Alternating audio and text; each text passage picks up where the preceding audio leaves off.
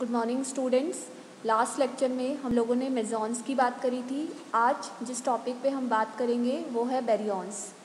तो बैरियॉन्स के बारे में मैंने पहले भी आपको बताया था। जब हमने ये चैप्टर स्टार्ट करा था, ये यूनिट स्टार्ट करी थी, तो सबसे पहले जो हमने क्लासिफिकेशन किया था पार्टिकल्स का, एलिमेंट्री पार्टिकल्स का, वो हमने किया था on the basis off spin.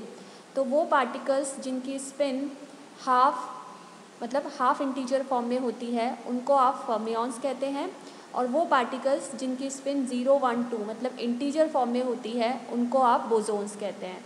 फिर हमने जो क्लासिफिकेशन किया था वो किया था on the basis of interaction. जो इंटरेक्शन की बेसिस पे हमने क्लासिफिकेशन किया था वो आपने 4 इंटरेक्शंस की बात करी थी, पर 4 इंटरेक्शन में से इलेक्ट्रोमैग्नेटिक और ग्रेविटेशनल इंटरेक्शन को हमने क्लासिफिकेशन में यूज़ नहीं किया था। वो क्यों नहीं किया था इसको हमने पहले बहुत बार डिस्कस कर चुके हैं, इसलिए मैं दोबारा नहीं बताऊंगी। हमने जो क्लासिफिकेशन किया था वो on the basis of weak interaction and strong interactions किया था। तो वो पार्टिकल्स जिन पे वीक इंटरेक्शंस लगते हैं या जिन पे वीक फोर्सेस लगते हैं उनको आप लेप्टॉन्स कहते हैं, और जिन पे स्ट्रॉन्ग फोर्सेस लगते हैं उनको हम हेड्रॉन्स कहते हैं। लेप्टॉन्स की भी मैं बात नहीं करूँगी। जब हम हेड्रॉन्स पे आए थे और हमने हेड्रॉन्स के एग्जाम्पल्स देखे थे तो उसमें फर्मियॉन्स भी आ रहे थे और उसमें बेसॉन्स भी आ रहे थे। तो वो पार्टिकल्स हेड्रॉन्स में, वो पार्टिकल्स जो कि आपके बोसोन्स थे उनको आप मेसॉन्स कहते हैं, और वो पार्टिकल्स जो कि आपके फर्मियॉन्स थे उनको आप क्या कहते हैं, बैरियॉन्स। तो इन्हीं बैरियॉन्स के बारे में हम बात करेंगे। तो बेसिकली वो पार्टिकल्स जो कि फर्मियॉन्स थे और जिन पे स्ट्रॉन्ग फोर्सेस लग रहा था उनको हम क्या कहते हैं, बैरियॉन्स कहते हैं। यानी इससे तो ये कंफर्म हो गया कि इनकी जो स्पिन होती है वो आपकी हाफ इंटीजर फॉर्म में होनी चाहिए, क्योंकि ये फर्मियॉन की कैटेगरी से आ रहे हैं। दूसरे क्योंकि ये हेड्रॉन्स भी हैं तो इन पे स्ट्रॉन्ग फोर्सेस लगेंगे। तो यही चीज़ मैंने यहाँ पे लिखी है कि प्रबल अनोन्य क्रिया करने वाले वो हेड्रॉन्स, इन पे स्ट्रॉन्ग इंटरेक्शंस की हम बात कर रहे हैं, यानी इनमें स्ट्रॉन्ग फोर्सेस लगेंगे जिनकी स्पिन क्या होगी, हाफ या 3/2 होता है। Only one baryon found whose spin is 3/2। अभी तक जो बैरियॉन की बात हुई है उन बैरियॉन्स में आपकी जो स्पिन है वो आपकी हाफ ही देखी गई है। पर ऐसा भी एक पार्टिकल है, मतलब अभी तक जितने भी बैरियॉन्स आपको मिले हैं उनकी सभी की स्पिन कितनी होती है, हाफ होती है। पर एक ऐसा पार्टिकल भी एक्सपेरिमेंटली जिसके बारे में प्रूव हो चुका है, जिसकी स्पिन 3/2 देखी गई है, वो है आपका ओमेगा। ओमेगा की जो स्पिन देखी गई है वो है 3/2 के बराबर। तो एक ही पार्टिकल है जिसकी स्पिन 1/2 से ज़्यादा है एंड दैट इज़ 3/2, और उसको हम ओमेगा कहते हैं और इस तरीके से हम उसको सिम्बलाइज करते हैं। They also participate in weak. अब मैंने आपको ये भी बताया था कि हेड्रॉन्स जो हैं वो आपकी स्ट्रॉन्ग इंटरेक्शंस में पार्टिसिपेट तो करते ही हैं, पर स्ट्रॉन्ग के साथ साथ वो इलेक्ट्रोमैग्नेटिक और वीक इंटरेक्शन में भी पार्टिसिपेट करते हैं। They also participate in weak and electromagnetic interactions including strong interactions. पर लेप्टॉन्स जो होते हैं उन पे वीक इंटरेक्शंस लगते हैं, तो वो कभी भी आपके स्ट्रॉन्ग इंटरेक्शन में पार्टिसिपेट नहीं करेंगे। हो सकता है उनमें इलेक्ट्रोमैग्नेटिक इंटरेक्शंस हो, पर उनमें कभी भी आपको स्ट्रॉन्ग इंटरेक्शंस नहीं मिलेंगे। नेक्स्ट है, फर्स्टली बैरियॉन्स वर क्लासिफाइड इनटू 2 कैटेगरीज। बैरियॉन्स को आपकी 2 कैटेगरीज में बांटा गया था। पहला था न्यूक्लियॉन्स। बैरियॉन्स को हमने 2 फर्दर क्लासीफाई करा, एक तो करा न्यूक्लियॉन्स में और एक करा था हमने हाइपरॉन्स में। सबसे पहले हम न्यूक्लियॉन्स की बात करते हैं। तो न्यूक्लियॉन्स किसको कहते हैं, आपने न्यूक्लियस की बात करी थी। तो न्यूक्लियस में 2 पार्टिकल्स मिलते हैं आपके, एक मिलता है न्यूट्रॉन और एक कहता है प्रोटॉन। तो दोनों को कंबाइनली हम क्या कहते हैं, न्यूक्लियॉन कहते हैं। अब जो प्रोटॉन होता है उसका जो मास होता है वो होता है 938.3 MeV, मेगा इलेक्ट्रॉन वोल्ट में होता है। इसी तरीके से जो न्यूट्रॉन का मास होता है वो 939.6, मतलब दोनों का मास लगभग बराबर होता है। इन दोनों की ही जो स्पिन होती है वो हाफ होती है। मैंने आपको पहले ही बता दिया था कि सिर्फ एक ही ऐसा पार्टिकल मिला है जिसकी स्पिन 1/2 से ज़्यादा है, और वो है आपका ओमेगा माइनस। नेक्स्ट है आपका मीन लाइफ। इनकी जो मीन लाइफ होती है, प्रोटॉन क्योंकि स्टेबल पार्टिकल होता है तो हम उनकी मीन लाइफ डिफाइन नहीं कर सकते, पर जो न्यूट्रॉन होता है उसकी मीन लाइफ इतनी होती है 889 ± 2 सेकेंड्स। हाँ, इसकी जो यूनिट होगी वो सेकेंड्स में होती है, दिस इज सेकेंड। अब हम बात करते हैं इनकी डीके प्रोसेस में, क्योंकि ये स्टेबल होता है तो ये डीके नहीं होगा, तो इसका डीके प्रोसेस डिफाइंड नहीं है। न्यूट्रॉन आपका अनस्टेबल पार्टिकल में रहता है, तो इसका जो जनरली डीके प्रोसेस होता है, ये न्यूट्रॉन जो होता है, मैंने आपको जो बीटा डीके थोड़ा सा बताया था, तो मैंने आपको बताया था न्यूट्रॉन प्रोटॉन में ट्रांसफॉर्म हो जाता है, प्रोटॉन न्यूट्रॉन में ट्रांसफॉर्म होता है, उससे हमने बीटा प्लस और बीटा माइनस डीके डिफाइन किया था। तो इसकी जो डीके प्रोसेस होती है वो इस तरीके से होती है, न्यूट्रॉन आपका प्रोटॉन में होता है और उसके साथ एक एंटी न्यूट्रिनो निकलता है, दैट इज़ न्यू बार, और इलेक्ट्रॉन निकलता है। इनके एंटी पार्टिकल्स होंगे, ये भी चीज़ हम पहले ही डिस्कस कर चुके हैं कि नेचर में हमेशा एक पार्टिकल का एंटी पार्टिकल एग्जिस्ट करता है। तो प्रोटॉन का एंटी पार्टिकल आपका हुआ p बार से एंटी प्रोटॉन, और न्यूट्रॉन का हुआ n बार से anti neutron. Proton is a stable particle but neutron decays with weak interaction. Proton stable particle है इसलिए इसका डीके इक्वेशन नहीं है, डीके नहीं होगा वो, पर न्यूट्रॉन डीके होता है। डीके क्यों होता है? वीक फोर्सेस के कारण या वीक इंटरेक्शन के कारण। Neutron does not decay with strong interaction. Neutron हमेशा वीक इंटरेक्शन से ही डीके होगा, कभी भी स्ट्रॉन्ग इंटरेक्शन से वो डीके नहीं होगा। Next,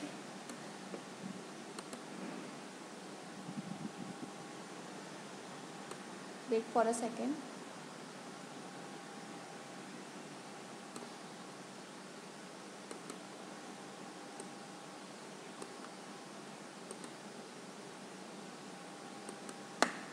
anti proton is anti particle of proton. It was discovered by, मैंने आपको बताया हर पार्टिकल का नेचर में एंटी पार्टिकल एग्जिस्ट करता है, तो प्रोटॉन का जो एंटी पार्टिकल होगा वो होगा आपका एंटी प्रोटॉन।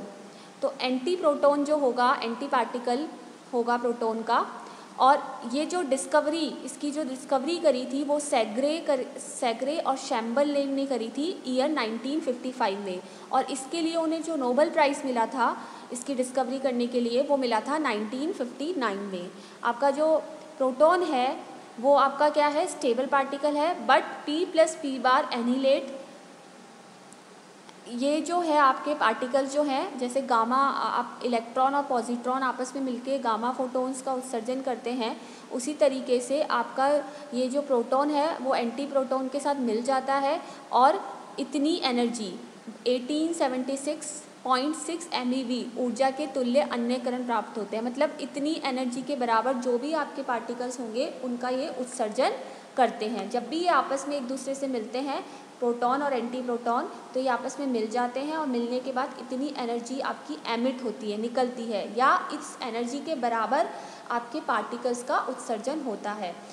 इनकी जो स्ट्रेंजनेस होती है वो कितनी होती है? Capital S is equals to 0। Strangeness कितनी होती है? Capital S is equals to 0। अब हम बात करते हैं, हमेशा ध्यान रखना, हम जो स्पिन है, स्पिन को हम स्मॉल s से डिनोट कर रहे हैं यहाँ पर, और जो स्ट्रेंजनेस है उसको हम डिनोट कर रहे हैं कैपिटल S से। अब हम बात करेंगे हाइपरॉन्स की।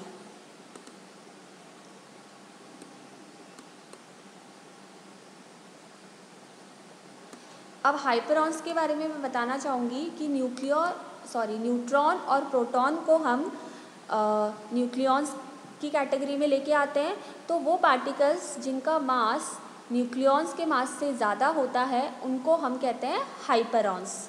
तो और दूसरा, जिनकी स्ट्रेंजनेस जो होती है वो 0 के बराबर नहीं होती है, वो पार्टिकल्स जिनके मासेस न्यूट्रॉन और प्रोटॉन के मासेस से ज़्यादा दिखेंगे आपको जनरली, और जिनकी स्ट्रेंजनेस 0 नहीं होगी, 0 से ज़्यादा होगी, उनको हम क्या कहते हैं? हाइपरॉन्स कहते हैं।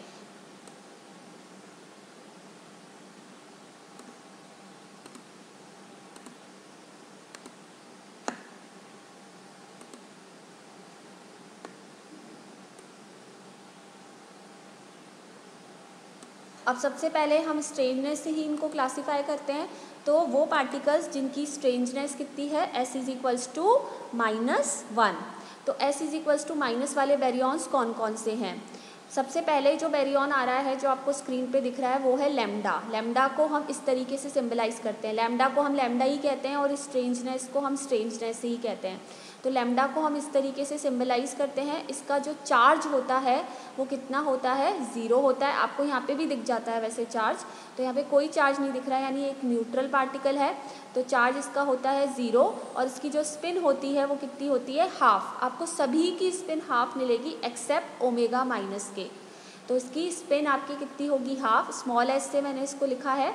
और चार्ज कितना होगा, 0। इसका मास होता है 111.5.6 मेगा इलेक्ट्रॉन वोल्ट। इसकी जो अर्ध आयु होती है, माध्य आयु होती है, वो कितनी होती है, 2.6 इंटू 10⁻⁻10 सेकेंड्स। और इसका जो डीके प्रोसेस होता है वो इस तरीके से दिया जाता है, यानी ये प्रोटॉन और पाइऑन्स, पाई मेसॉन्स में डीके हो जाता है, या ये न्यूट्रॉन और पाई मेसॉन में डीके, मतलब पाई मेसॉन्स तो कॉमन ही है, और या तो ये प्रोटॉन में डीके हो रहा है, ये आपका न्यूट्रॉन में डीके हो रहा है। नेक्स्ट जो आपका पार्टिकल है जिसके बारे में हम बात करेंगे वो है आपका सिग्मा। किसकी बात कर रहे हैं हम, सिग्मा की बात कर रहे हैं। तो सिग्मा जो पार्टिकल्स होते हैं, सिग्मा का आपको सिंबल आता है, आप समीशन में यूज़ करते हो जनरली, आप जब इंटीग्रेशन वगैरह करते हो तब आप इस सिंबल का यूज़ करते हो। तो जैसे आपके पाई मेसॉन्स थे वो 3 तरीके के थे, पाई माइनस था, पाई प्लस था, पाई 0 था। वैसे ही सिग्मा के भी 3 पार्टिकल्स होते हैं, 3 तरीके के बैरियॉन्स होते हैं सिग्मा में। वो होते हैं आपके सिग्मा प्लस, सिग्मा माइनस और सिग्मा 0। अब इनको देख के आपको पता चल गया कि यहाँ पे जो चार्ज है वो +1 है, यहाँ पे कितना है, -1 है, और यहाँ पे कितना है, 0, यानी कि ये न्यूट्रल है। अब मैंने आपको पहले ही बोल दिया है, यहाँ पे भी इसकी जो स्पिन होगी वो किसके बराबर होगी, हाफ के बराबर होगी। इनके मासेस कितने होंगे, 1189.4 MeV, 1197.4 MeV सिग्मा माइनस का, और सिग्मा 0 का 1192.5 MeV। अब यहाँ पे देखिए कि एज मासेस ऑफ, अब आपने लास्ट लेक्चर्स अगर ध्यान से सुने हो तो जो पार्टिकल, और मैंने मासेस आपको हमेशा बताए हैं, उसका रीज़न मैं आपको बताती हूँ। अब देखिए, जब सिग्मा प्लस और सिग्मा माइनस का मास यहाँ पे स्क्रीन पर देखेंगे तो इनके मासेस में काफ़ी डिफरेंस आ रहा है, जबकि आप जनरली आप पीछे वाले लेक्चर्स में जाके देखेंगे तो पार्टिकल और एंटी पार्टिकल जो अभी तक हमने डिस्कस करे हैं उनके मासेस बराबर हैं, यानी पार्टिकल और एंटी पार्टिकल के मासेस बराबर देखे जाते हैं। पर यहाँ पे क्योंकि यहाँ पे दोनों के मास अलग अलग हैं, तो कभी भी हम सिग्मा प्लस और सिग्मा माइनस को पार्टिकल और एंटी पार्टिकल नहीं बोलेंगे। They are not particle and anti particles. अब इनकी हम अर्ध आयु की बात करेंगे तो इसकी जो अर्ध आयु होती है सिग्मा प्लस की वो होती है 0.8 इंटू 10⁻⁻10 सेकेंड्स। फिर सिग्मा माइनस की जो अर्ध आयु होती है वो होती है 1.48 इंटू 10⁻⁻10 सेकेंड्स। और सिग्मा 0 की जो अर्ध आयु होती है वो होती है 7.4 इंटू 10⁻⁻20 सेकेंड्स। अब हम इनके डीके प्रोसेसेस के बारे में बात करेंगे, ये आपको आगे काम आएंगे जब आप इंटरेक्शंस के बारे में पढ़ेंगे। तो आपको कुछ जो इम्पॉर्टेंट पार्टिकल्स हैं उनका आपको थोड़ा बहुत चीज़ें याद रखनी पड़ेगी कि ये कौन से पार्टिकल्स में डीके हो रहे हैं, नहीं तो आप इंटरेक्शन को जज नहीं कर पाओगे कि इनमें किस तरीके के इंटरेक्शंस हो रहे हैं, किस तरीके की आंतरिक क्रियाएँ हो रही हैं।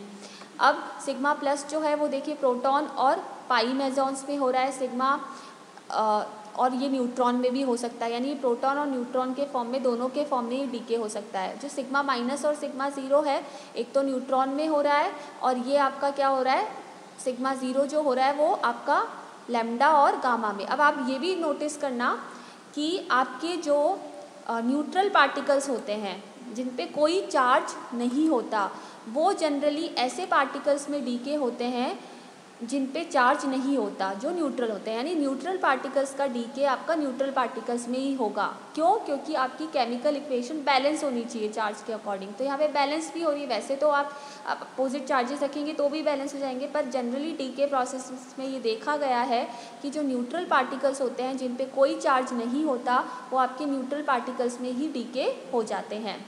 अब हम बात करते हैं ऐसे पार्टिकल्स जिनकी स्ट्रेननेस कितनी है, S = -2 के बराबर है इनकी स्ट्रेननेस। तो हम सबसे पहला जो पार्टिकल है वो है आपका जाई कहते हैं इसको हिंदी में। ये 2 तरीके के होते हैं, जाई 0 और जाई माइनस। तो इस पे चार्ज आपको दिख ही गया है, एक पे 0 है और एक पे -1 है। इनकी स्पिन ऑब्वियसली कितनी होगी, हाफ के बराबर होगी। इसका मास जो होगा सिग्मा ज़ीरो का वो होगा 1315 MeV और सिग्मा ज़ीरो की जो अर्ध आयु है वो है 2.9 इंटू 10⁻⁻10 सेकेंड्स। जो आपका सिग्मा ज़ाई माइनस है, ज़ाई माइनस जो है उसका जो मास है वो 1321.3 मेगा इलेक्ट्रॉन वोल्ट और जो उसकी अर्ध आयु है वो है 1.6 इंटू 10⁻⁻10 सेकेंड्स। इनके डीके प्रोसेसेस ये भी आपके पाई मेसॉन्स में आपके डीके हो रहे हैं और साथ में एक न्यूट्रल पार्टिकल आ रहा है, वो आ रहा है आपका लैम्डा। आप देखिए जो यहाँ पे ज़ाई ज़ीरो है वो एक न्यूट्रल पार्टिकल है, तो ये न्यूट्रल पार्टिकल में ही आपका डीके हो रहा है। अब हम लास्ट स्ट्रेनलेस नंबर की बात करेंगे, वो है आपकी S = -3। ये आपका कौन सा पार्टिकल है जिसकी स्ट्रेननेस है -3, वो है आपका ओमेगा। तो स्ट्रेननेस तो सबसे कम है और आपका जो स्पिन है वो सबसे ज़्यादा है, 3/2 तो इसकी स्पिन होती है और इसका चार्ज -1 होता है और स्ट्रेननेस कितनी होती है -3 होती है। इसका मास जो होता है वो होता है 1672.4 MeV mega electron volt, 1672.4 mega electron volt और इसकी जो हाफ लाइफ होती है वो होती है 0.8 इंटू 10⁻⁻10 सेकेंड्स। अब इनकी डीके प्रोसेस में हम अगर बात करें ओमेगा माइनस की, तो ये देखिए कायोन में भी हो रहा है और पाई मेसॉन्स में भी डीके हो रहा है और साथ में आपके लैम्डा और ज़ाई पार्टिकल्स आ रहे हैं। तो देखिए अब हमने क्या कंक्लूड किया कि दीज 9 बैरियॉन्स, हमने 9 बैरियॉन्स की बात करी, न्यूक्लियॉन, प्रोटॉन और neutron, lambda, sigma plus, sigma zero, sigma minus और ज़ाई ज़ीरो और ज़ाई माइनस और ओमेगा माइनस। आपको इनको याद रखना पड़ेगा कि कितने बैरियॉन्स होते हैं, 9 baryons. Does not decay with strong interactions, ये कभी भी आपके स्ट्रॉन्ग इंटरेक्शन से डीके नहीं होंगे। Therefore their half life is comparatively more than others, इसलिए इनकी जो अर्ध आयु होती है वो बाकी के पार्टिकल्स से ज़्यादा होती है। क्यों? क्योंकि ये कभी भी स्ट्रॉन्ग इंटरेक्शन से डीके नहीं होते और इसलिए क्योंकि इनकी अर्ध आयु ज़्यादा होती है तो ऑब्वियसली किस तरीके के पार्टिकल्स होंगे, स्थायी पार्टिकल्स होंगे, स्थायी कण कहलाते हैं ये। इनके अलावा जो बैरियॉन्स आप देखे जाएंगे, जो मेन बैरियॉन्स है वो यही 9 बैरियॉन्स हैं। एक होते हैं चार्म्ड बैरियॉन्स जिसमें ये लैम्डा और ज़ाई के कुछ पार्टिकल्स आ गए और बॉटम बैरियॉन होता है और इनकी स्पिन जो देखी गई है वो हाफ ही देखी गई है। अब मैंने आपकी स्क्रीन पे कुछ टेबल्स की बात करते हैं हम।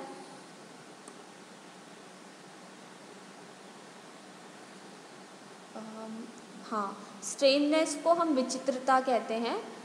तो विचित्रता जिनकी अलग अलग है उन कणों की हमने अभी बात करी है। देखिए यहाँ पे ये मैंने जितनी भी चीज़ें आपको बताई है वो टेबुलर फॉर्म में आप याद कर सकते हैं। तो ये टेबल्स मैंने डाल दी हैं, आप उनको देख सकते हैं। ये टेबल्स आपको बुक में भी मिल जाएंगी, तो आप डायरेक्टली अगर आपको चीज़ें याद करनी है तो आप इन टेबल्स को यूज़ करके चीज़ों को याद कर सकते हैं। तो ये आपकी टेबल्स हैं जो आपको बुक्स में मिल जाएगी, आप उनको वहाँ से आसानी से देखकर चीज़ों को ढंग से याद कर सकते हैं। इस लेक्चर को मैं यहीं ख़त्म करती हूँ। नई चीज़ हम नए लेक्चर में पढ़ेंगे। तब तक थैंक यू।